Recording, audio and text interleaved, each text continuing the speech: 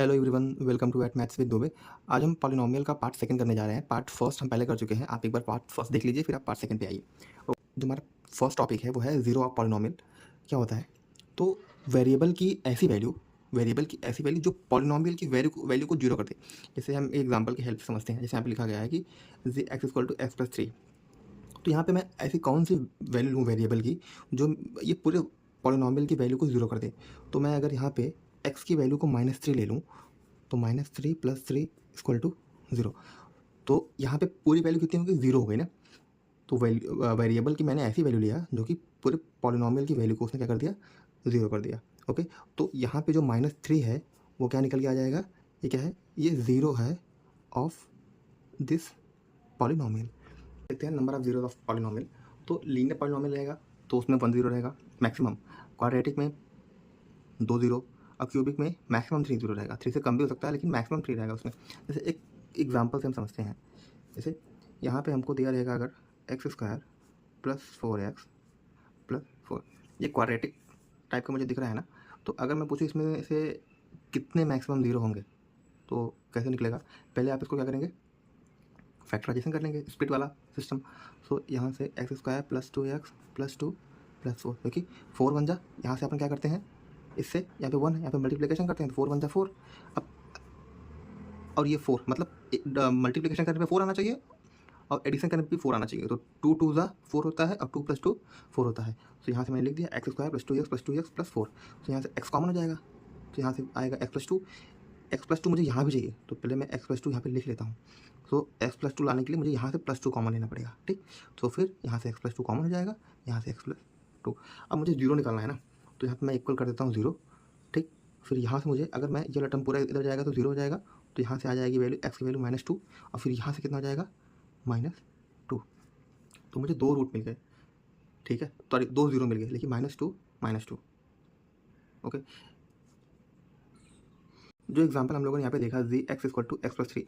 अगर मैं यहाँ पे x + 3 = 0 कर दूँ, यहाँ से x की वैल्यू -3 आ जाएगी। तो ये हम वेरिएबल की जगह पुट कर सकते हैं। इसको हम ऐसे भी निकाल सकते हैं कि हमको 0 फाइंड आउट करने के लिए दे दिया लीनियर इक्वेशन में, लीनियर इक्वेशन में। तो यहाँ से हम ऐसे निकाल सकते हैं कि जो हमारा रहेगा एक्सप्रेशन, अलजेब्रिक एक्सप्रेशन, उसके इक्वल टू में 0 रख देंगे, वेरिएबल एक साइड और कांस्टेंट एक साइड, ऐसे करके। कॉन्सेप्ट में geometric mean of zeros of polynomial में, जैसे यहाँ पे अगर हमको एक्स वाई की फॉर्म में दे रहे हैं, जैसे यहाँ पे -2 0 दिया गया है, ये है -2 और 0, यहाँ पे 1 और 0, यहाँ पे 3 0। तो हमको पता होता है कि एक्स पे वाई की वैल्यू 0 होती है, वाई पे एक्स की वैल्यू 0 होती है ना। मैं लाइन की बात कर रहा हूँ ना। तो यहाँ से मुझे -2 दिया है, तो -2 कहाँ पे होता है? सेकंड क्वाड्रेंट में होता है, मतलब माइनस और प्लस सेकंड क्वाड्रेंट में होता है ना। सो यहाँ से अगर मैं ग्राफ प्लॉट करूँ तो -2 यहाँ पे वैल्यू 0 वाली, और फिर यहाँ से आएगी क्योंकि मुझे पता है ना कि यहाँ पे वाई की वैल्यू 0 है, ठीक है। तो ये 1 हो गया। फिर यहाँ पे भी y की वैल्यू 0 है, तो ये 3 है। तो x लाइन पे जो y की वैल्यू होती है वो 0 होती है। तो ये इस तरह का यहाँ पे प्लॉट से नंबर ऑफ जीरोस 3 हो गए। और वो जीरोस हैं कौन कौन से? तो एक तो है -2, दूसरा है 1 और तीसरा है 3। तो इस तरीके से अगर हमको प्लॉट करना रहेगा, तो अगर एक्स वाई की फॉर्म में दिया रहेगा तो इस तरीके से हम निकाल सकते हैं उसको, ठीक है। Relationship between the zeros and coefficient of a quadratic polynomial. जैसे हमको एक यहाँ पे x² एक क्वाड्रेटिक एक्सप्रेशन दिया गया है ना, x² + bx + c। तो अगर मैं बोलूँ कि इसके 2 जीरोस हैं, एक अल्फा एक बीटा, क्योंकि अभी इसके पहले हम लोगों ने पढ़ा था कि क्वाड्रेटिक पॉलिनोमियल के मैक्सिमम कितने जीरो हो सकते हैं? 2। तो हमने मान लिया कि एक अल्फा है और एक बीटा। और यहाँ पे जो हमारा a b c है ना, ये सारे क्या हैं? रियल नंबर है, ओके। और a को अपन 0 के बराबर नहीं लिख सकते। अगर मैं a को 0 कर दूंगा तो ये भी 0 हो जाएगा। तो फिर ये हमारा क्वाड्रेटिक पॉलिनोमियल बचेगा नहीं, ये लीनियर हो जाएगा, ओके। अब यहाँ से देखते हैं सम ऑफ जीरोस क्या होता है।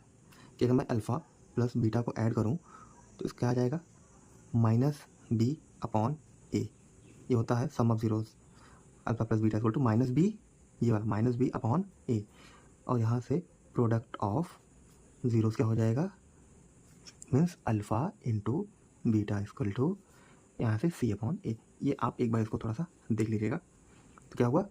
पहले हमने एक क्वाड्रेटिक पॉलिनोमियल लिया, उसके 2 जीरोस हो गए अल्फा बीटा, यहाँ से a b c जो हमारे रियल नंबर है, और a does not equal to 0 हो जाएगा यहाँ पे। तो सम ऑफ जीरो हम लोगों ने निकाला alpha plus beta equal to -b/a, और यहाँ से प्रोडक्ट ऑफ जीरो निकाल लिया alpha into beta equal to c/a। ये दोनों एक तरीके से फॉर्मूला ही मान लो इनको, और इसका यूज़ बहुत रहेगा एग्जाम्पल्स में, क्वेश्चन में आपके, ओके। तो एक इसका एग्जाम्पल देख लेते हैं। फिर हमको समझ में आ जाएगा इसका। ओके, यहाँ पे एग्जाम्पल हमको दिया है f(x = 6x² - 3। तो मैं इसको देखूँ, अगर ये क्या इस वाले फॉर्म में लिखा है कि नहीं, 6x² ax² लिखा है -3 bx + c, तो कुछ तो इसमें मिसिंग है ना। तो यहाँ पे जो कांस्टेंट वाला टर्म है वो हमको दिया है, x² वाला टर्म दिया है, तो ये जो x वाला टर्म है ये हमको नहीं दिया। इसको हम बना लेते हैं कैसे, 6x² प्लस b की जगह पे अगर मैं 0 कर दूँ x, तो अगर ये पूरा टर्म 0 हो जाएगा, +0, तो मीन्स कोई भी इफेक्ट नहीं पड़ रहा है। अगर मैं इसको ऐसा लिख रहा हूँ -3, तो ये सेम चीज़ लिखा हुआ है, अगर मैं इसको 0 कर दूंगा तो ये फिर वही आ जाएगा। ठीक है, तो ये b की प्लेस पे, ये c की प्लेस पे आपको ऐसे लिखना पड़ेगा, a = 6, b = 0, 6 = -3। बस ध्यान ये देना है कि साइन के साथ लिखना रहता है। जो भी a की जगह पे -6 है तो माइनस भी लिखना पड़ेगा, आपको साइन के साथ ही लिखना पड़ेगा। यहाँ पे माइनस रहेगा तो माइनस के साथ में लिखना पड़ेगा, यहाँ पे माइनस है तो यहाँ पे भी वैल्यू माइनस के साथ में ही आएगी। यहाँ पे c की जो वैल्यू रहेगी वो -3 आएगी, 3 नहीं आएगा। प्लस साइन, जो भी साइन रहेगा साइन के साथ प्लस रहेगा, तो अल्फा प्लस बीटा मतलब प्रोडक्ट सम ऑफ जीरो क्या हो जाता है, -b/a। तो पहले ये वाला माइनस लिख लेते हैं। ठीक, b की वैल्यू कितनी है 0, a की वैल्यू कितनी है 6, तो ये हमारा प्रोडक्ट कितना हो जाएगा 0। Okay, alpha into beta means product of 0, ये कितना हो जाता है c/a, लिख लिया। c की वैल्यू कितनी दी गई है -3 साइन के साथ, a की वैल्यू 6, ये कितना जाएगा -1/2। तो यहाँ पे सम कितना आ गया 0, और alpha into beta means product कितना आ गया -1/2। जो क्वेश्चन अभी हम किए थे सेम मुझे लिखा हुआ है यहाँ पे। अगर मैं यहाँ पे देखता हूँ कि जो रिलेशन है, कि अगर मैं वेरीफाई करना चाहूँ रिलेशन तो करूँ मैं कि अल्फा प्लस बीटा = -b/a, क्या ये दोनों आपस में इक्वल हैं कि नहीं। तो इसको मुझे इक्वल दिखाने के लिए a + b की जो वैल्यू आएगी और -b/a की जो वैल्यू आएगी दोनों आपस में इक्वल होना चाहिए, तभी हमको समझ में आएगा कि हाँ ये दोनों रिलेशन है आपस में, मतलब इन दोनों का रिलेशन है आपस में। ओके, सो अगर मैं इसको सॉल्व करूँ तो मैंने भी बताया था ना कि अगर 0 फाइंड आउट करना रहेगा तो इसके इक्वल में 0 दिखा दो। तो -3 उधर जाएगा, 6x², यहाँ से 3, x² की वैल्यू 3/6, तो ये हो जाएगा 1/2। तो यहाँ से x की जो वैल्यू आ जाएगी वो a² इधर जाएगा तो अंडर रूट में ±1/2, यहाँ से x² = एक है 1/2, अब एक हो जाएगा -1/2। यहाँ से हमारे ये 2 0 आ गए ना, ये और ये, क्योंकि कोई भी क्वाड्रेटिक पॉलिनोमियल का 2 0 होता है, तो ये है, एक ये है, इसको अल्फा बीटा अपने साथ मान सकते हैं हम।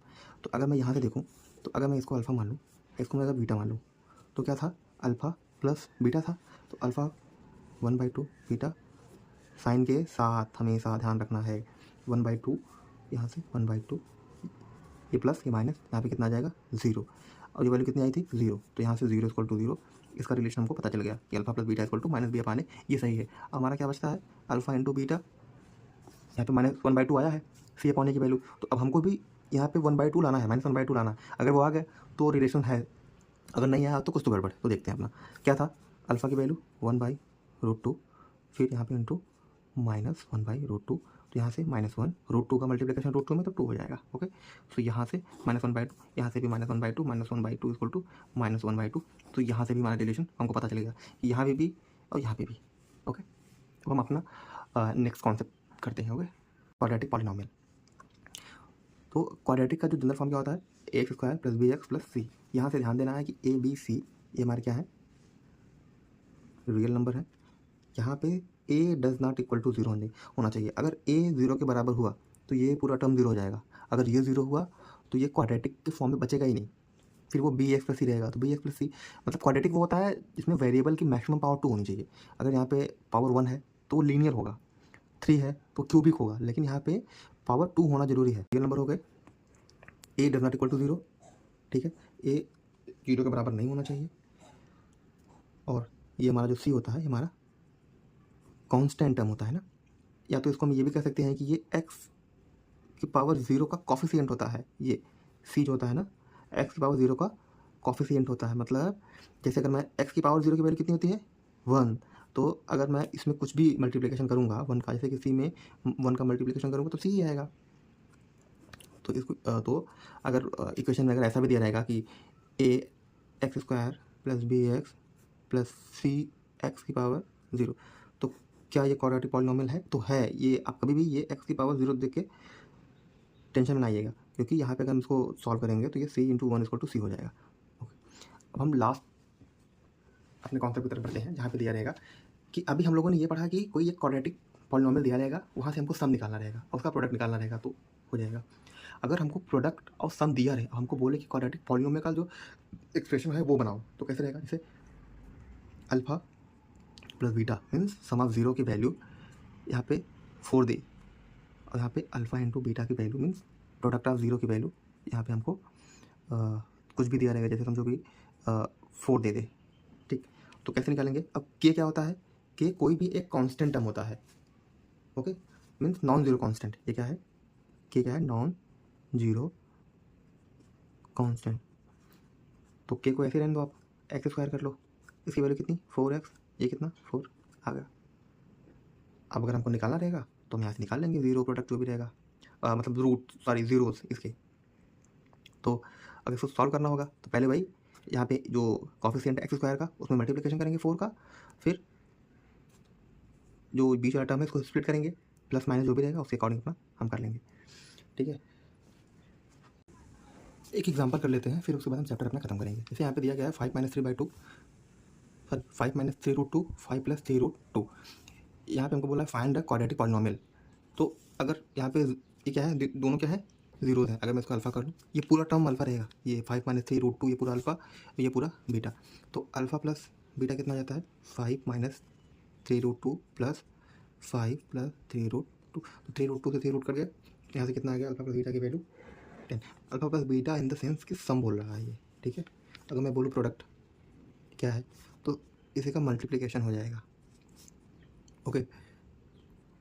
तो यहाँ पे हमको दिख रहा है a - b, a + b, तो यहाँ से a square minus b square, तो 25, 5 स्क्वायर माइनस, अगर इसका पूरा स्क्वायर करेंगे तो 3 3 ज़ा 9, और ये 2 √2 से ओके 2 हो जाएगा, तो 25 18, यहाँ से हमारे आ जाएगा 7। ये क्या है? प्रोडक्ट। प्रोडक्ट कितना आया? 7। सम कितना आया? 10। तो हमारा फार्मूला क्या था? के एक्स स्क्वायर माइनस सम का एक्स में मल्टीप्लिकेशन प्लस प्रोडक्ट, यही था फार्मूला। के को ऐसे रहने दो, एक्स स्क्वायर को, सम कितना था हमारा? 10 है, एक्स प्लस प्रोडक्ट कितना है? 7। ये क्वाड्रेटिक पॉलिनोमियल है, a x square plus b x plus c के फॉर्म में लिखा गया है। इससे हमारा पॉलिनोमियल खत्म होता है। बाकी ऐसे वीडियोस अब डेली बेसिस पे आते रहेंगे। अपन ट्राई करेंगे कि लास्ट अगस्त तक पूरा ये मैथ्स का सिलेबस पूरा का पूरा ख़त्म करेंगे, ओके। और विद एक्सरसाइज करेंगे, उसमें जो मुझे लगेगा कि मुझे बताने लायक है क्वेश्चन मैं उसको बता दूंगा। बाकी कुछ आपको होमवर्क दिया जाएगा, आप ऐसे डेली बेसिस पे करते रहिए, और इस चैनल को ज़्यादा से ज़्यादा लोगों में शेयर करें। आप इसको सब्सक्राइब करिए, वीडियो को भी देखिए, लाइक करिए, जो भी। Thank you so much.